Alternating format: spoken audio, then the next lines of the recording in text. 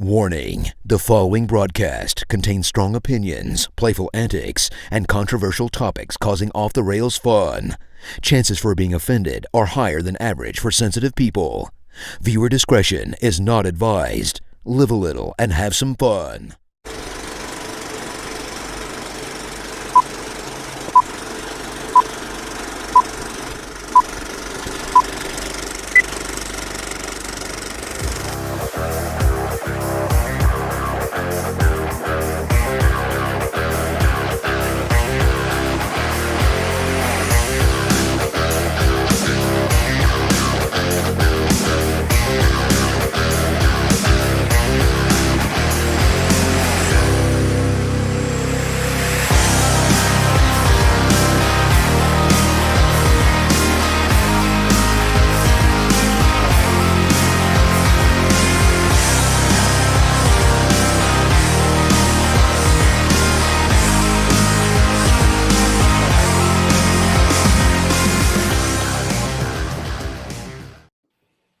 Hello, everybody. Welcome to the Coach's Box Call Like We See It podcast.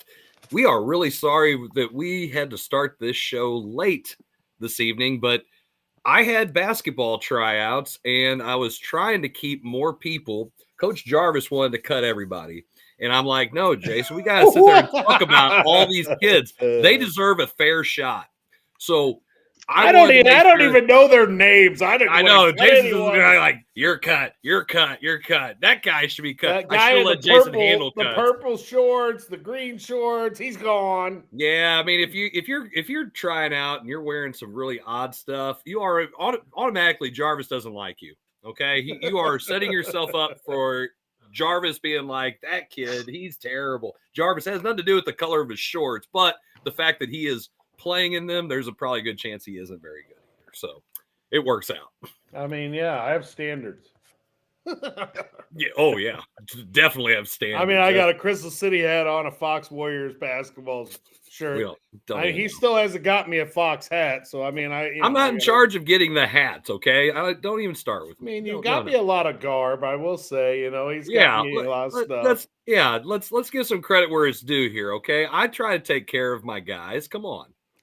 Well, I mean, after I've been there for 3 practices, I see why he has to take care of his guys. But I mean, it's all good. It's all good. What you're talking about? I'm telling you, you guys are telling you guys all tell fibs about how I am at practice. Okay, let's be real here. You guys bloviate it. Let me use a Alan Davis term. That's a lot of bloviation that's going on there, or a bloviation. It's been a fun-filled 3 days. I've only had to be there because by the time I get done with football practice, I've only been there for the last hour or so of practice. So the first day was very eventful. There was a lot of puking going on. But I'm telling you, I've never seen so many kids puking at one time in my entire career at a practice. Listen, in 22 years, I've never seen as many kids puke either. And it wasn't my practice, mind you. No, I was at a lower level practice, but I was like, wow, this is my first induction, into Fox basketball. And I looked at Chris when he walked in. I said, oh my gosh, I've never seen so many kids puke at once. I've seen, apparently this week, our first day, the girls basketball team had to practice at 5:30 in the morning because our volleyball team's still playing. And 2 girls apparently went to throw up in the same trash can at the same time. And one of them puked in the other one's hair at 6 o'clock in the morning. Oh, in the other's hair. That's awesome. That is kind of funny. I don't care who you are. Well, not for them, you got to go to school for the rest of the day. So figure out how to get that. Is that an excused absence when I need to go home and actually take a good shower? It should be. It should be. Yeah, there's showers at the school. Hop in, rinse it out. Let's go. Listen, hair vomit is not in the dress code at Pius. So that's true. Yeah. But yeah, it was crazy. There was all these kids that were throwing up there's 4 kids in one trash can. Can huddled around it. It was one kid didn't make it to the trash can, and I really felt bad for our custodian because he wanted to do it. He wanted to clean it up first, and I'm like, this will never happen again. I was very apologetic. So was Coach Eddie, and it's like, man, this ever happens again, I mean, that kid's going to sit there and clean all that crap up. That there is no reason for anybody to have to clean that crap Just up. make notes for next year. You need to grab all the high school trash cans and bring them into the gym for the first day of practice. Well, he didn't even. It's like again, these are this is a freshman. So freshmen trying to they don't know better. Let's be honest. This is one of the reasons why after 22 years, Jarvis can attest to how many times I said it's like, listen, these kids are probably really nice. Man, I just don't like freshmen sometimes. They just don't know. Okay, it's just it's not even personal. They just don't know anything. So then when you're trying to tell them, they're just like, I have no idea what you're talking about, and then they just don't. Now there are exceptions, and they have that I don't know look on their face of that just look of they have no idea what you're saying to them, and then you know they don't know what you're saying to them, and it just keeps thing after thing after thing. Just wait till I start my third grade girls practice story. Oh geez, this year. There's you're a saint. I couldn't do it. Nope, I'm out. I'm not doing it. Yeah, not doing it. But I mean, in all fairness, and for anybody who's watching, Monday was the first day of basketball season, high school basketball in the state of Missouri, where we could all practice. So outside of Kevin, we're all practicing. Kevin's season, he's like, thank God I have some off time. No way, I'm going to start coaching basketball at the lower levels, apparently. So, bless your heart, Kevin. I don't know if I could do it. It's tough enough with high school kids. Hey, some of us are that love coaching so much. We coach football still, and then go coach basketball after we're done with football. Those are called life. Those are called life decisions, Jason. Okay, well, but they are life decisions, and I mean, I worked at 3 school districts today. I mean, there's not a whole lot of people can say that they do that in one day either. If you're coaching football this late in the season, you're doing something right. Well, there you go, Jason. It's a resume builder. We were in a 5-team district, and we third team got a bye too. Okay. So I mean, I wasn't trying to quantify it here. I was trying to throw you some. Throw you a little something there. We've had a rough go of it over at Crystal, but I mean, our kids do compete and they play hard. We play hard, and we'll see what happens Friday. I mean, we've been banged up. Our quarterback's been banged up all year, and it's unfortunate being a senior. Landon Drews just had some health problems along with some injuries. So we're going to give it our best on Friday. We go to Van Far, which is really far. Vandalia, it's a couple hours away. So for all people who don't know where Van Far High School is, it's very far. Yeah. So get a little mileage on my truck, pulling the old Crystal City trailer up there, and oh Lord, yeah, we'll get up there and try to get us a W. See what happens. There you go. That's what you got to do. And Herculaneum won last week, so they get to go down to St. John and face off against Judd Nager and the Valley Warriors. That'd be fun. Yeah, I don't know who else we got. Festus there going against. I don't remember. They're hosting someone. I don't Poplar Bluff. Maybe I don't know. I don't think it's Poplar Bluff. Poplar Bluff lost to Fox last week. That's right, they did. They lost to the Fox Warriors. By the way, why are we talking about football? God, it's basketball season. Well, I mean, we got to talk. Up. I don't have to talk about any of that. No, we were talking about high school sports. I thought I'd at least chime into some things that people around here might be interested in. Can I even mention the fact that Pius Volleyball is playing for another Class 4 state title tomorrow? They are. I mean, I don't really care, but I mean, okay. God, this guy. Who are they playing anyway? I'm just actually curious. I haven't even looked. I am not entirely. It's either you work there and you don't even know who they're playing. I think they were playing after us. I think it's St. Michael the Archangel. They beat Webb City today, 3-1. So, what class are you guys in volleyball now? Class 4. Man, they win this year. They're gonna move up to Class 5. We're maxed out. Maxed out. You can only go up 2 classifications. So yeah, read the rule book, Jason.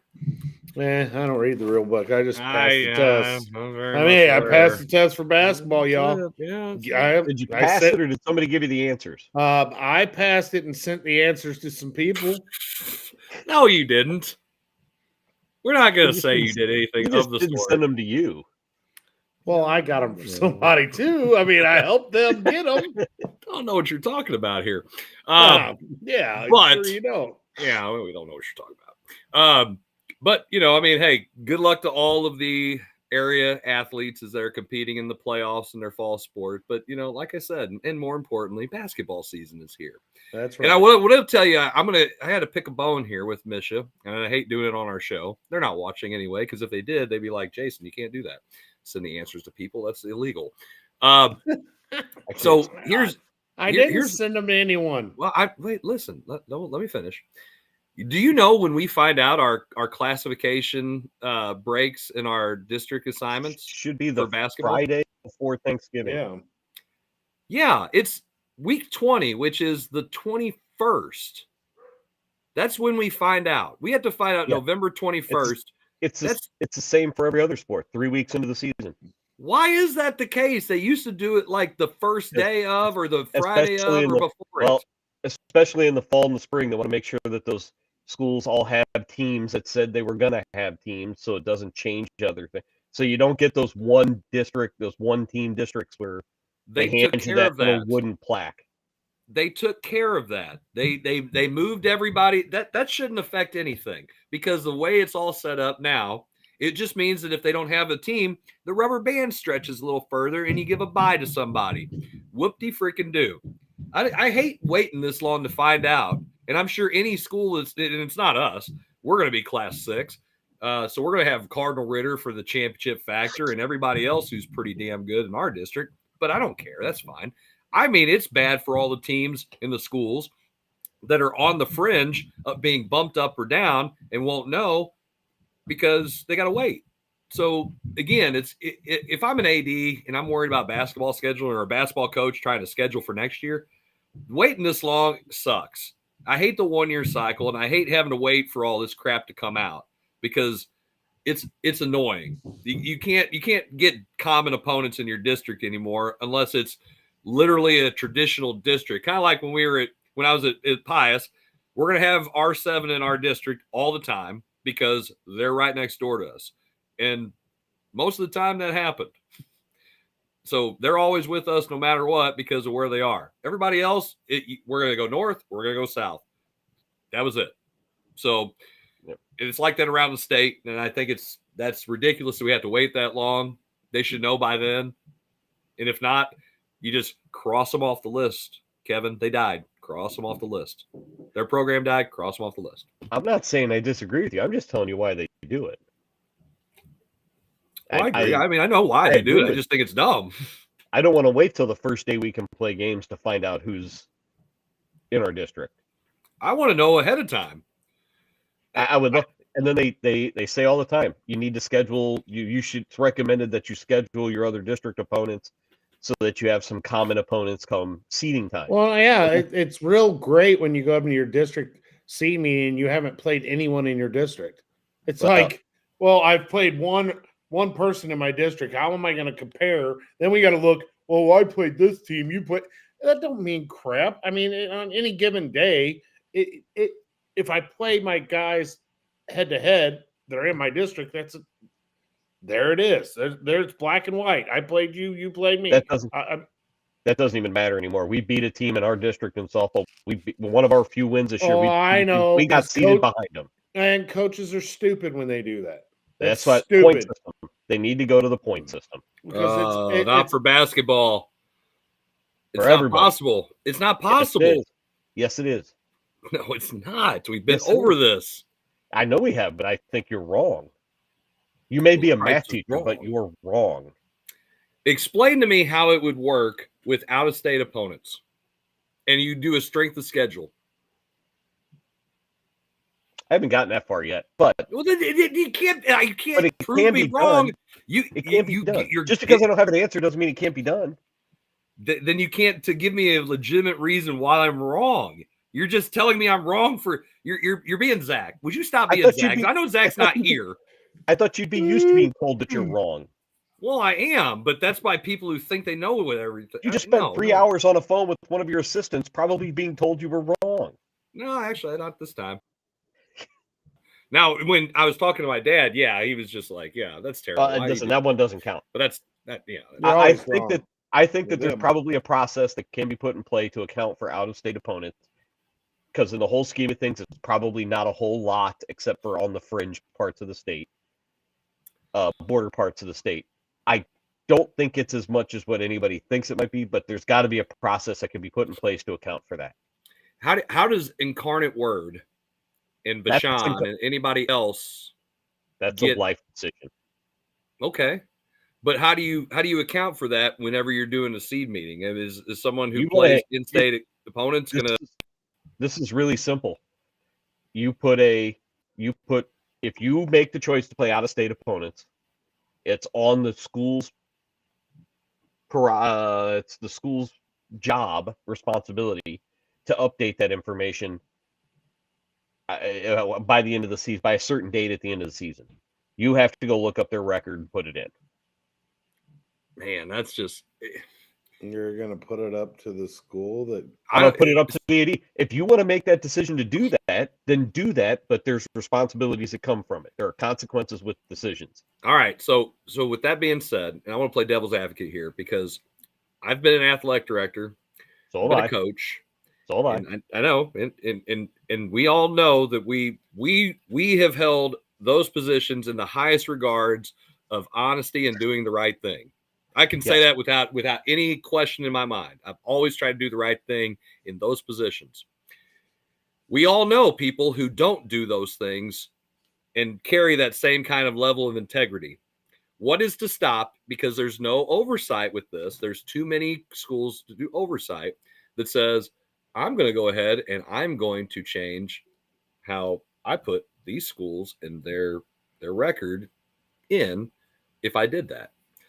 You know that's going to happen, Kevin. You know it will happen. That's what I was getting at.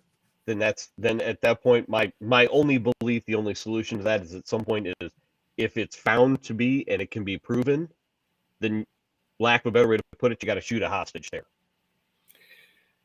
I just don't feel like MSHSAA is going to, because it's such a. You only got to do it one time. If you make bad enough one time, they won't do it again. Man, I didn't know did we move on to the Blues already? Shooting hostages? Okay, well, sorry. My ADD. Gosh, take some meds, Jay. So I just think that's I think that's a very slippery slope. I still, unless someone comes and says, this is how we will address that. If you take the strength of schedule part out, then I can say, yeah, a point system would work. But then at the same time, that negates the idea of the point system because, again, all this would not even be a thing if coaches did their due diligence and voted and seeded a district with the integrity of the entire thing. And we've all been there. We've had people who like, hey, this is where I think we are. What do you think? And it's the same. And I would tell a coach, I'm not going to, I mean, it's like, listen, would I like to get this higher seed? So yeah. Would I like this opponent? Yeah. But you don't cheat the system. You kind of see where everybody is. And there are coaches who I'm going to vote that team lower so that way they don't get it. We all have seen it happen. If we wouldn't have to have that, if we didn't have that, then we wouldn't have to have a point system. But I think it's a far more likely happenstance that a coach games the seeding system than would be gaming the out-of-state opponent record system, if that makes any sense. I see where you're coming from because there would be less of those opportunities to do it. You would also have to do that with non-varsity opponents in the state of Missouri and with affiliate member schools such as a Gateway Christian Gateway Legacy Christian, for example. They're an affiliate member, or any other those private schools that aren't MSHSAA schools or something. All I would say to that point is that's fine. You can play those opponents, but they will not count in your seeding thing. So even if they're a world beater, they do not help your strength of schedule. They do not hurt your strength of schedule. I mean, at the end of the day, that I feel like that hurts playing those teams. And don't play those teams. That's a decision I that you get to make as a coach and an AD. And you also have to understand, and I'm going to say this because at Pius, it's been kind of tough at times to find people to play because, of events that happened. Yes. You are kind of at the mercy of sometimes who's available to play. I've been able to fill an entire softball schedule with 24 games, all of which are MSHSAA full members. Has it been the greatest schedule for us in the world? No, but I take that back. We've had one affiliate member. We play the Patriots in softball. But if they were to say to me, "Hey, you're still a 4-19 team, but that one wouldn't count in your point system." Fine, whatever. I made that choice. It's still a win for us. It's a game for our kids to play and see some success. And we didn't even win the game this year, I would say that, but it was a chance for a win. But it'd just be a game that wouldn't count in that situation. You could even do that for the out-of-state schools if you wanted to. I mean, I get where you're coming from. I'm just, again, I didn't want to get down this rabbit hole so much, but I see where you're coming from. It's just one of those things that until this foolproof idea comes along, that's kind of something that we can all use. And I said it before, like, listen, 3 years ago, I was a proponent. You can go back and watch the show. I was a proponent for a point system, and I still feel like it would be beneficial.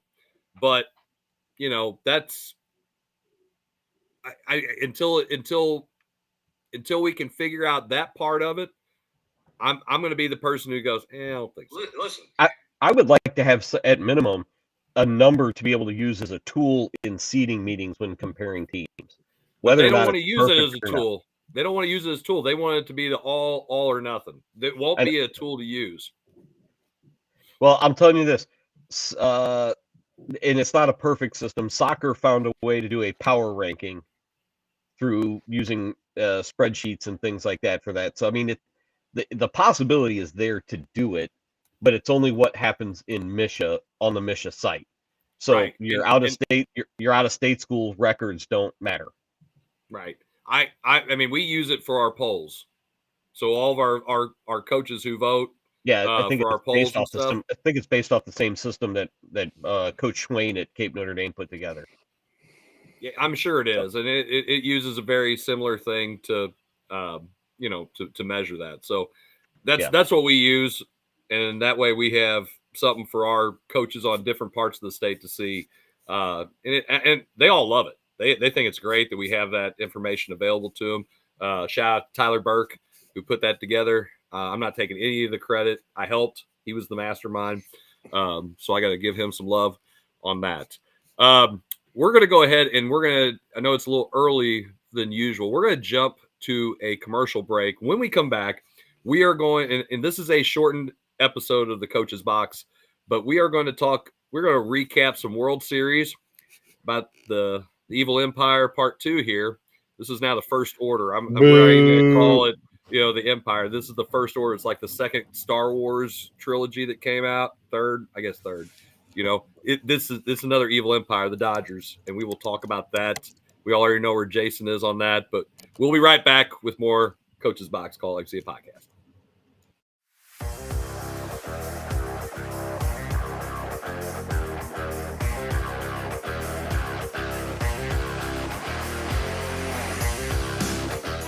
I'm the guy sitting next to your girl on the kiss cam.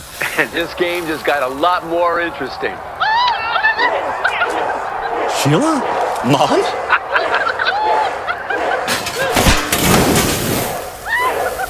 Fire! And if you don't have the right home coverage, you might have to kiss your savings goodbye. Let's go, beat it. So get Allstate, save money, and be better protected from mayhem. Yeah, like me. Bro!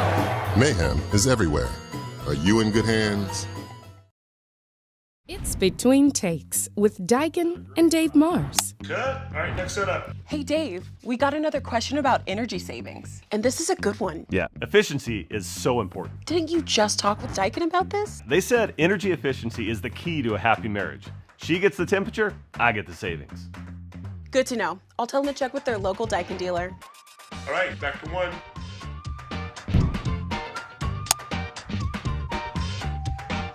Give Home by SMCI a call today at 636-337-4444 or email them at service@homebysmci.com.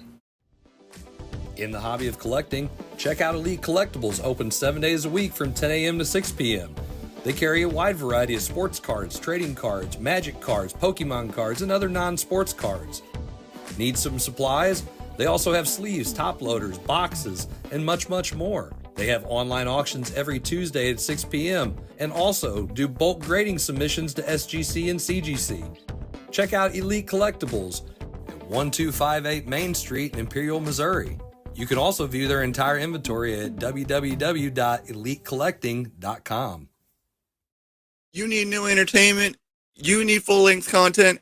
You need the Real Fresh channel. Hey, I'm Health Fresh from the Real Fresh channel. Subscribe today on YouTube. We have new content. We are a network of podcasters putting out new stuff every single day. Whether you need sports, pro or college, whether you need comedies, whether you need pop culture, whether you need wrestling, we've got so much content on there. Gaming, check it out. Live, not live, we've got it all. The Real Fresh channel. Subscribe today.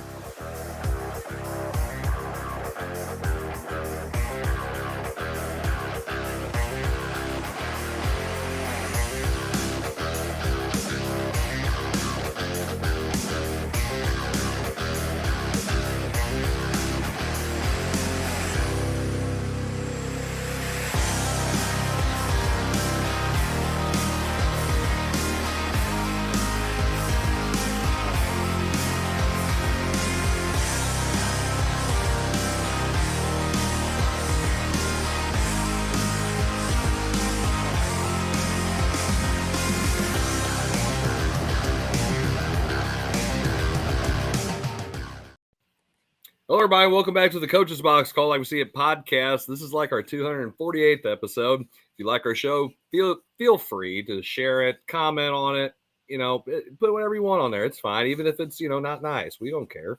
We'll read it. We might laugh at you. We might even reply to it. You never know. But we do appreciate you guys tuning in, whether you're live or with us at a different time. Coach Valor. By the way, speaking of Bruce Valroy, no doubt, congratulations to one of our favorite followers and one of our favorite rivals to coach against. Bruce Valroy of St. Vincent will be a part of the 2026 Missouri Basketball Coaches Association Hall of Fame induction class. Much deserved. I've known about this for a long time, and I just had to keep it under my hat, so I didn't tell any of these guys. And it was announced the other day, and I can't tell you when I had the privilege of calling Coach Valroy and telling him that he was being inducted back in August, and I can't tell you what he said because he was in utter disbelief. Because he was very shocked. Let's just put it that way, and very, very humble, very appreciative. He said, "Surely there must be." Another mistake or something. Yeah, he's like, you have to have a different Valroy. Maybe it's a different guy, but no, Bruce Valroy is coached at one school, St. Vincent. Much deserved honor to coach. We truly. I was very happy to be able to tell him. Really am. One of the greatest human beings ever that I've ever met. So yeah, absolutely well deserved. It could have been a different Valor, maybe one of the officials that always does one of his games. Good one, Kevin. I mean, he wouldn't be here without. No, just kidding. I'm just totally joking. I will tell you this: for a guy who's won as many games as he has, I'm sure Coach has had the opportunity to leave and go to other places. The fact that he's been at St. Vincent, still currently at St. Vincent, and never left to chase any kind of team. He stayed with them the entire time. It says something for his longevity of being there. I mean, I can't think of a better person.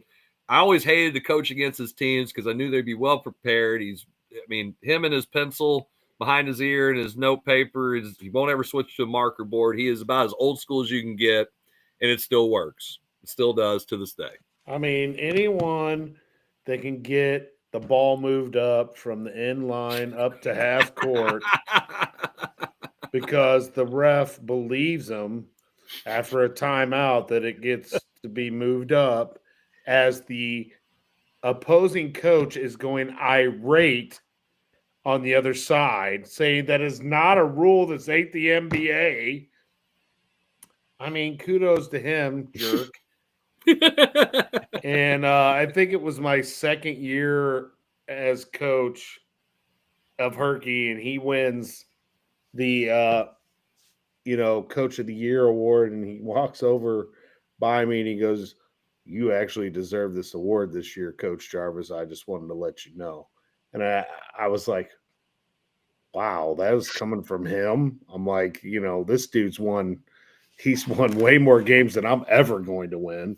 And to hear that out of his mouth, I was like, oh man, and it was always fun to have banter with him when you're coaching against him, whether it was after the game, before the game, during the game, you never know with him. And just to listen to him encourage his kids and coach his kids, learned a lot. Just when you go scout a game that he's coaching, just to watch him in action. Great guy.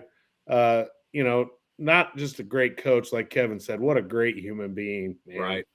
Right. Just does things the right way, treats people the right way. And, as a coach, you still have people, even he does, that, you're a coach, people aren't going to like you. And it's kind of crazy, that he's been able to stay the same place that long. Just shows that when you do things the right way, that's just awesome. He's awesome. And that's one thing I'm going to miss about not being in that small school conference anymore is coaching against him. Yeah, I mean, that was one of the things. I mean, I for the last however many years until I left Pius, I mean, being at Grandview and then being at Pius, being in the small school conference, I got to know all you guys and stuff and coach against you. And it was just fun because I always enjoyed those games.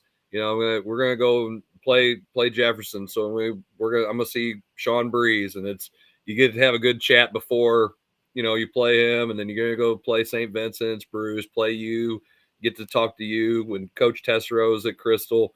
And it just felt like everybody, it was just fun. I just enjoyed the coaching camaraderie that we had. And it was, I wanted to win. I wanted to beat you. I wanted to beat all those guys, but sometimes you just didn't do it. And it's just the way it went. And well, Wayne, we had several years there where we just had a group of guys that we all treated each other pretty respectfully, even though, yeah, we all wanted to kick each other's, what. But I mean, at the end of the day, our kids were pretty respectful to each other.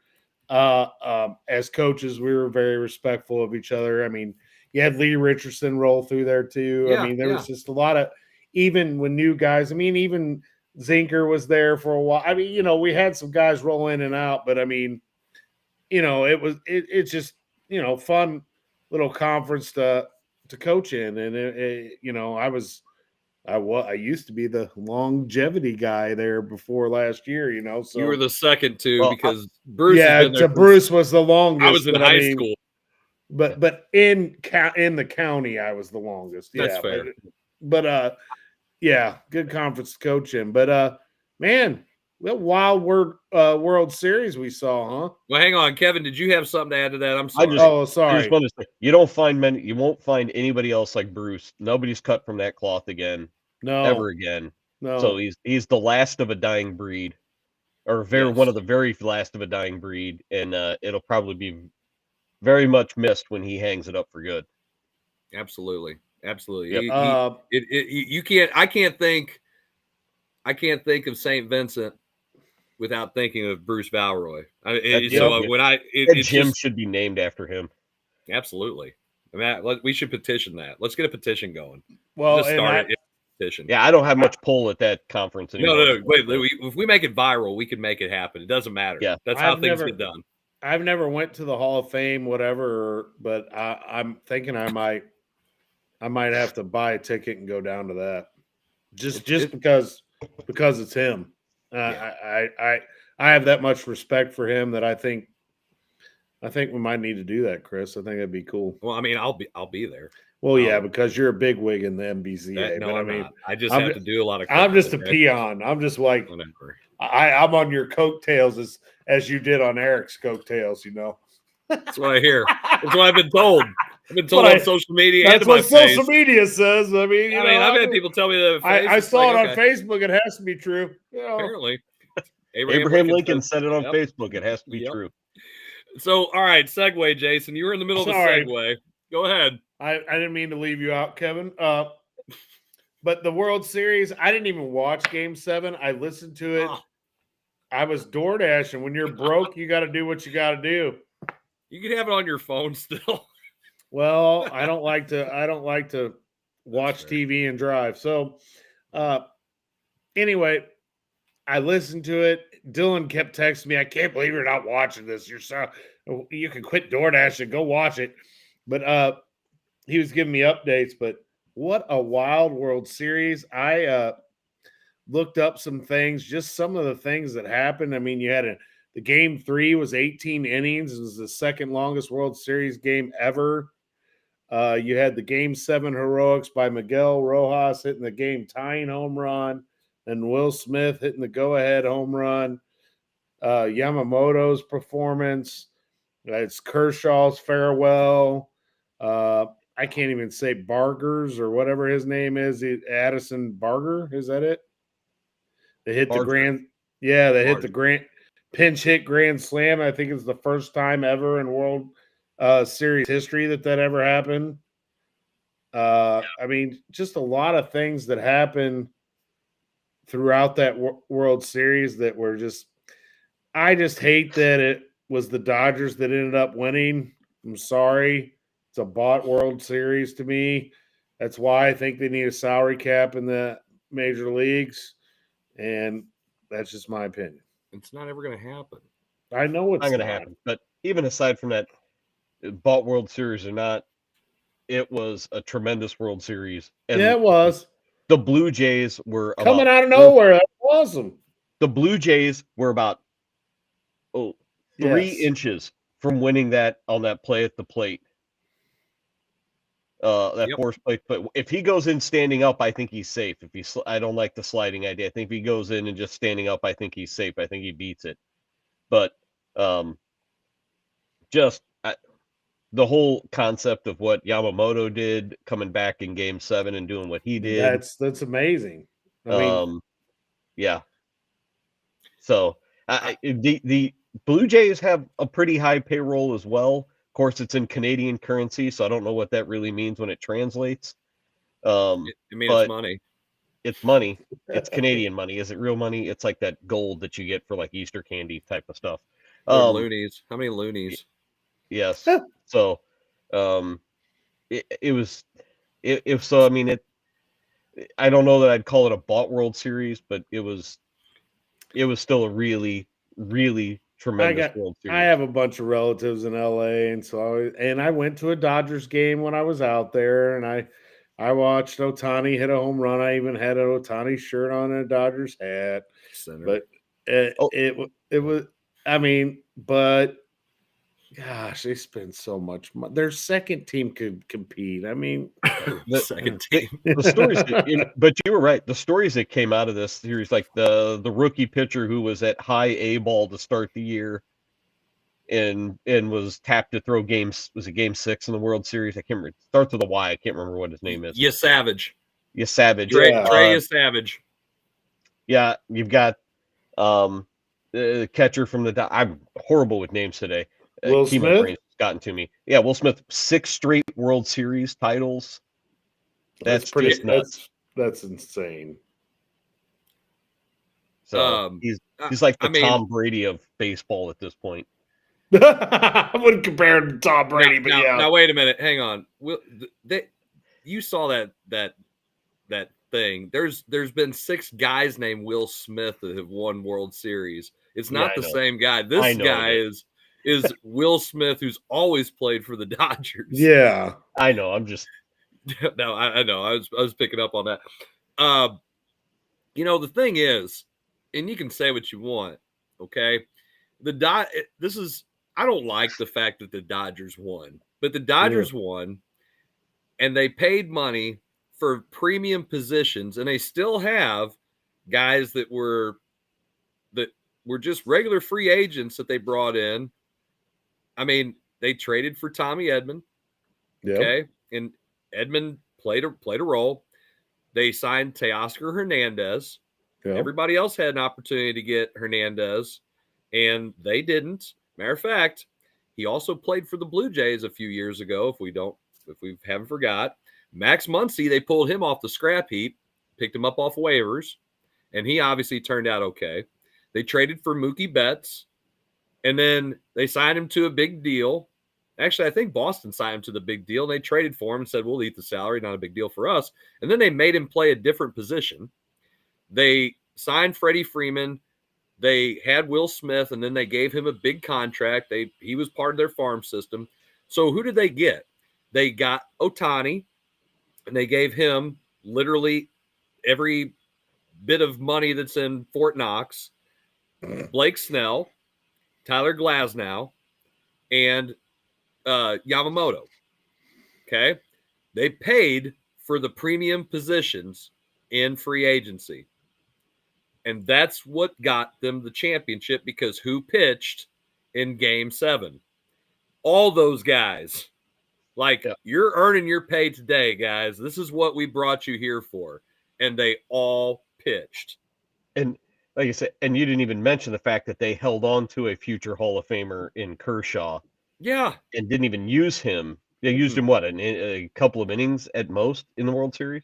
Yeah, I mean, he wasn't the guy that really pitched. I mean, yeah, they used Ohtani, they used Glasnow, they used Snell and Yamamoto. And I'll tell you what. No, his final appearance was in Game 5, was Kershaw's. Yeah. I mean, he was warming up in Game 7 because it was all hands on deck. But what Yamamoto did, and I mean, I've been the biggest proponent of how crappy and big wusses pitchers are. I mean, a lot of respect for that guy, man. I mean, you went out there and did you hear the story about how he got available to pitch in Game 7? I did not.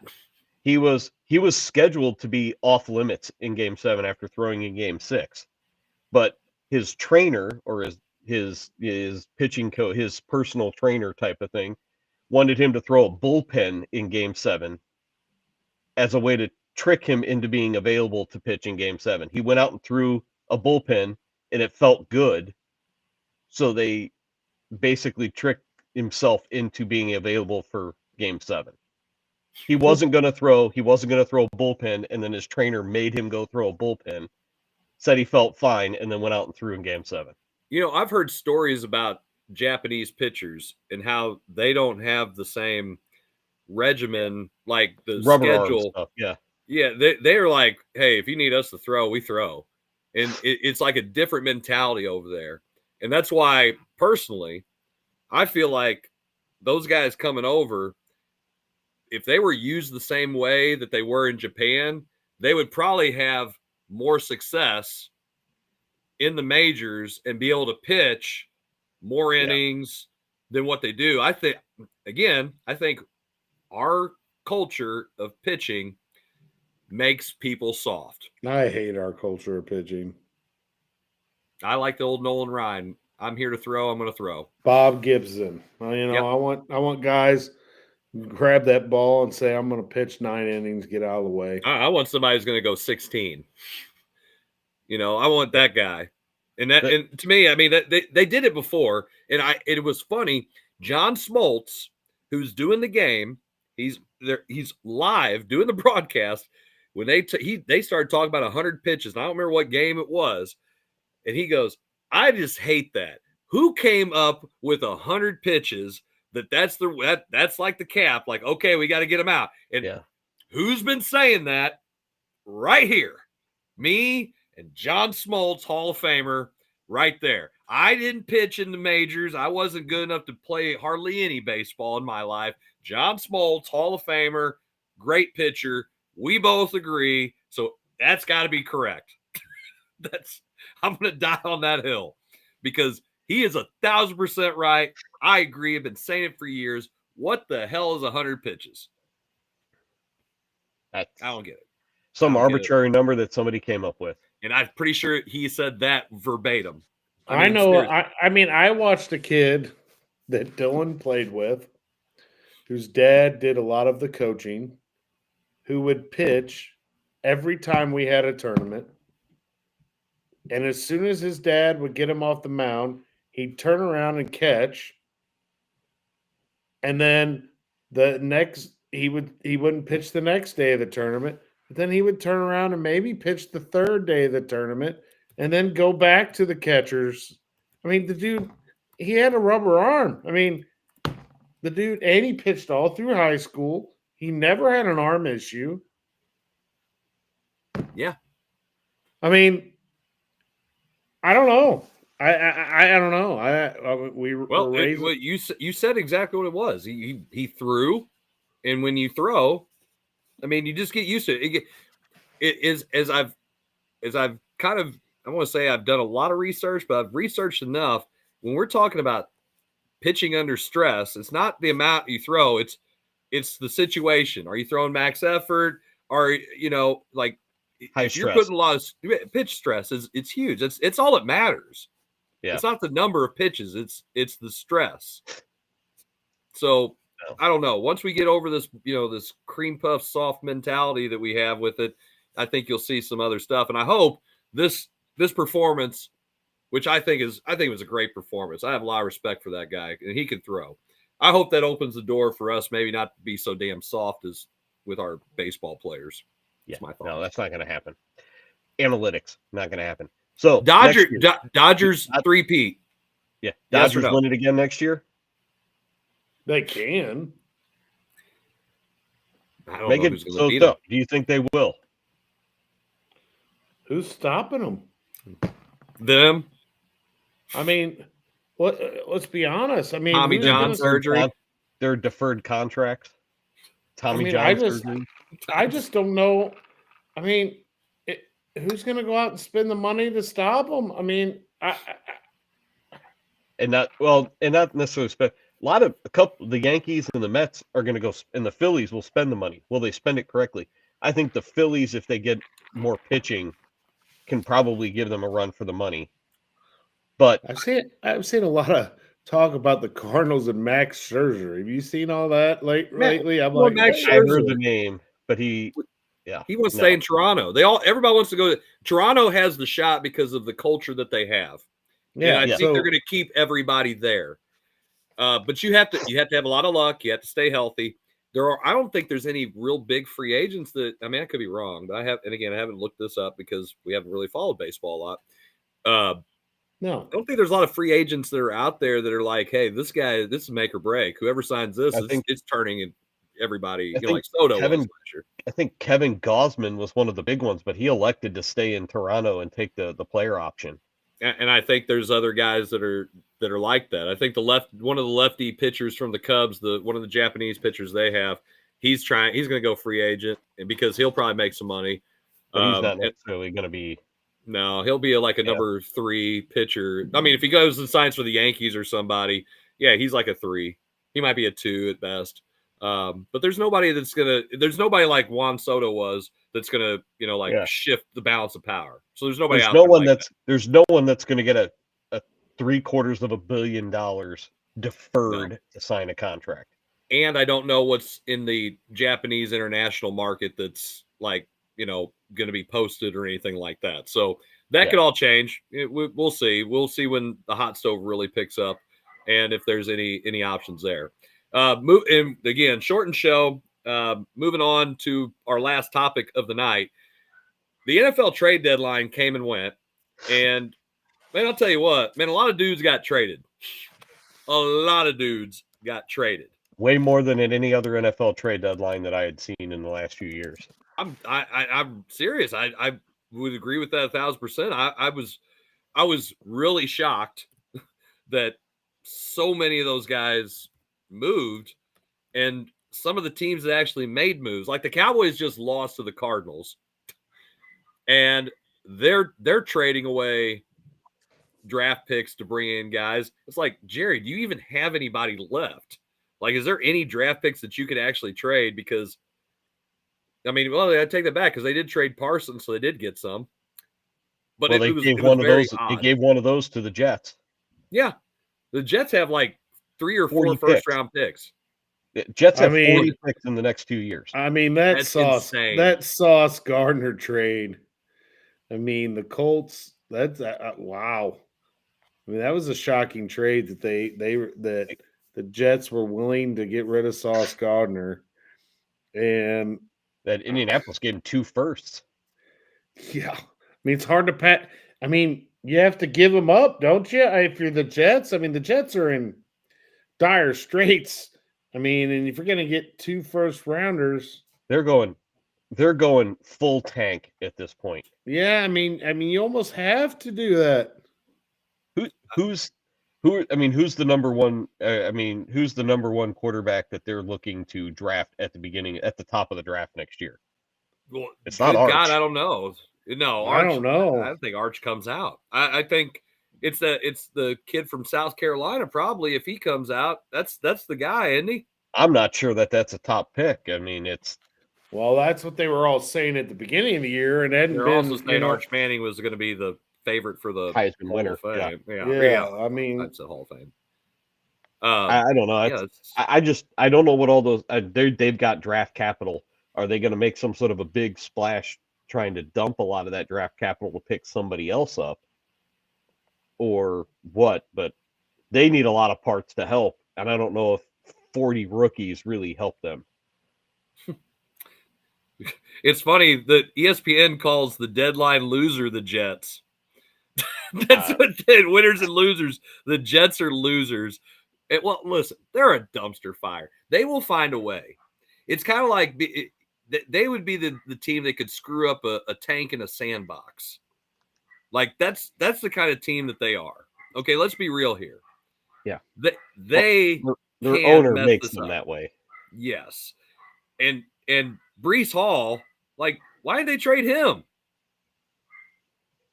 That's a guy who they could have got some value for. Nope, ain't trading him. Yeah, I didn't understand let that either. Dude go. Yeah, you don't trade him, and I don't know. And you trade a young, probably the best corner in the league. Yeah, I know you got 2 number ones, but I don't know. The Jets. ESPN says the Jets, Cowboys. Yep. And Pats. Read it too. Yeah, that's like, what wow. I mean, but in Sauce Gardner's case, he's thinking of this. Look, I'm going from the Jets to a team that's probably going to compete at the end because what are they, 6-1 at this point? Yeah, 6-2. They've got the best record in the AFC, I believe, with Daniel Jones as the quarterback. And Daniel Jones is going to get an extension, guys. He's gonna get paid. Let's be real here, and be honest, he deserves it. He's earned it. Listen, he's earned it. Yes, he has. Now, listen, this goes to show you when you take Sam Darnold, who I thought was a huge bust, and you take all these guys that struggled with these trash organizations, and you put them Baker Mayfield, which Baker didn't play bad in Cleveland. I just don't know. I guess they expect him to throw for 55 touchdowns. I don't get that. Cleveland were idiots. Well, now they still are. That's not a word. They are. Like, again, this is where, Kevin, you're going to love this. This is where the NFL should have a secondary league set up, and you have promotion and relegation for these dumpster fire teams that refuse with all of the parity that's put into football play. Like, you screwed this up so bad, and you've had all of these picks high in the draft, and you still find a way to lose because you draft the wrong guys. You don't get to play for a championship. You have to play in the secondary league. That's what they should have to do.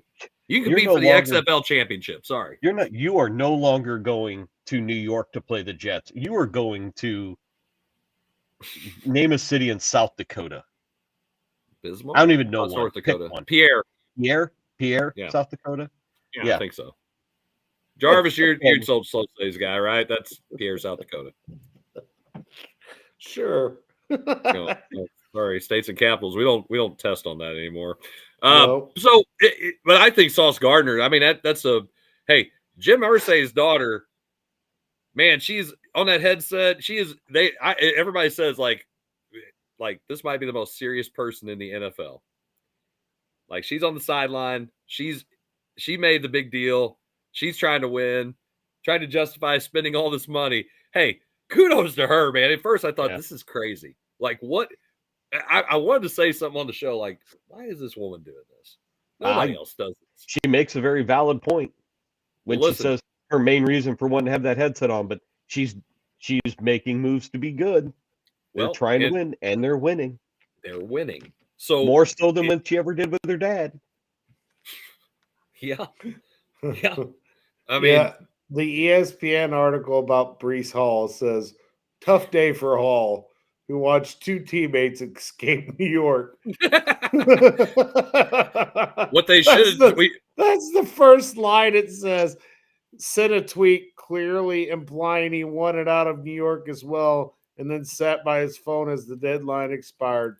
Still a Jet, at least for the rest of the season. Well, poor guy. The Jets have not been relevant since Boomer Esiason. Oh, no, Vinny Testaverde when Parcells was there because they were 12-4 and they played the AFC Championship game, lost to the Broncos. That's the last time the Jets were relevant. Not when they were 9-7 playing the AFC Championship game and Butt Fumble was the quarterback, because that doesn't count. Okay, they were not going to beat the Patriots. Let's be real here. I think someone should recreate the Escape from New York movie poster with Breece Hall as a part of it, because only a few can do it, and he did not do it. Like he was the guy who got killed in the movie. With AI, that should be really easy to recreate. Oh, I know. I just think that would be hilarious if someone did it. It's like, I now want to do it on Chat GPT and see what it comes up with. I'm sure you could. It's so funny, though, if you look at some of these teams and some of the decisions they all make. And, like, you look at Minnesota, and Sam Darnold has a great year last year. You have a quarterback you're not sure what he's going to be like, and you don't offer Sam Darnold a contract after the year he has. He goes to Seattle. They're 6-2. I know Minnesota's 4-4, but if you have Sam Darnold there still, you got one of the best receivers in the game, if not, top 2 or 3. Yeah. If you have Sam Darnold there, you guys aren't 4-4. But you decided that this is your quarterback. They spend all these. That's what's the problem in the NFL. You draft these guys that are supposed to be number one quarterbacks, and you have to get rid of other guys, even if they have a good year. And so now you're stuck. Well, at what point did these teams not learn that having two good quarterbacks is a good thing? Well, because you got to pay somebody. Somebody's gonna want to get paid, and I'll be honest. I think we're seeing all these guys make money, and then they have to sit. Like Kyler Murray makes a lot of money, but right now Jacoby Brissett's the better quarterback, and Kyle's gonna sit there, and Kyler's gonna sit there and watch him play because he's not playing good. Sorry, Murray, and I can't believe we're saying Jacoby Brissett is better than.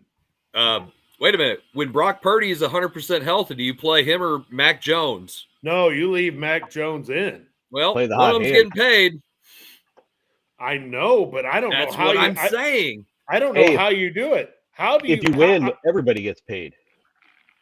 I get that, but at the same time, I know what's going to happen. If you don't win, you get fired. Purdy's going to be back in, but I don't know as a coach how you do it. I mean, it's just like how Tom Brady ended up being Tom Brady. Well, you always have that to go back to. Like, we're going to win. We're going to keep playing the hot hand until the hot hand isn't hot anymore. Yeah. And if the hot hand never goes cold, I'm going to stay with the hot hand. Let's put it like this. Bill Belichick will now be in the Hall of Fame. because he decided that instead of to play the guy who was making the big bucks, he played the hot hand, and that helped him win a Super Bowl and then win another Super Bowl and then win a few more. And other guys wouldn't do it. He just convinced the owner, hey, we're going to play the hot hand, and that's what we did. And he is the example of, hey, let's try this and not do it like that. So you can always go back to, well, hell, Belichick did it. Well, So- and I mean, you look at the Rams. I mean, Trent Green was out for the year, so they just didn't have a choice. And then Warner just goes off. I mean, but yeah. I mean, how I don't know if I'm Shanahan. How do you? I love Brock Purdy, but dude, I mean, I'm sorry you got hurt, but I'd probably play Mac Jones, but have a much shorter leash than I would if he was Brock Purdy. Listen, Wally Pipp was pretty good. But none of you guys know who Wally Pipp is? Kevin probably does. Yep. I've heard that name, yes. Wally Pipp was playing in Lou Gehrig's spot, and then he got hurt. And then Lou Gehrig played, and then Lou Gehrig didn't come out until Lou Gehrig had a speech, and he couldn't play anymore. Yeah. So you know what happens? You don't get hurt. In the story, so there's the example of you don't want to get hurt because you lose your job. It's just the way it is. Yeah. So, guys, on that note, we are going to wrap the show. I know we would like to have a longer show, but hey, we had basketball tonight, and that's just part of it. It's part of that time of year. And some of us have to type some more stuff up and be ready for tomorrow morning. That'd be me. I'm sure you guys have things to do. So, fellas, great show as always, and appreciate you guys being on. And went a lot smoother without Zach arguing. I know, right? Well, because he always wants to stir up this weird crap that never works. And well, he's trying. We got to give him some. Okay, I'll give him some credit. He tries. Kind of missed the fat little troll. Wow. Did I say that out loud? I'm sorry. I'm just a fat big troll. So I mean, it's okay. Wow. Well, that's fair too. Okay, that works then. Appreciate everybody tuning in for another episode of the Coach's Box Call Like See It podcast. We'll be back in a couple weeks with another new episode. So until then, good night. God bless. We'll see y'all later.